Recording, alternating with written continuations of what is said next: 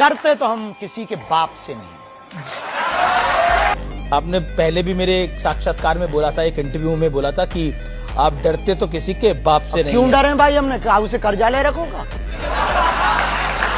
हमने किसी से कर्जा नहीं लिया, किसी की बहन बेटी के साथ गलत नहीं किया। देश के लिए जी रहे, देश के लिए मर रहे, राष्ट्र के लिए कार्य कर रहे, बेटियों का विवाह करवा रहे, भंडारा करवा रहे, हॉस्पिटल के लिए पुरुषार्थ कर रहे, कथा से लोगों के जीवन बदलने का प्रयत्न कर रहे, जन चेतना जागृति की पदयात्रा कर रहे, वैचारिक क्रांति कर रहे। अब हमने लूटा है किसी को हमने पकड़ा है या किसी को छेड़ा है या हमने तुम्हारे आपके इस जो मीडिया का जो भी जिसका हो इस पर कब्जा किया हो, तब डरे हम? लूटा तो है, सुख चैन लूटा है सनातन विरोधियों का, लूटा तो है आपने। वो लुटने योग्य ही, जो सनातन विरोधी हैं उनका चैन लुटना ही चाहिए। जो स्वयं हम लोगों से बेचैन है वो चैन में रह सकता क्या?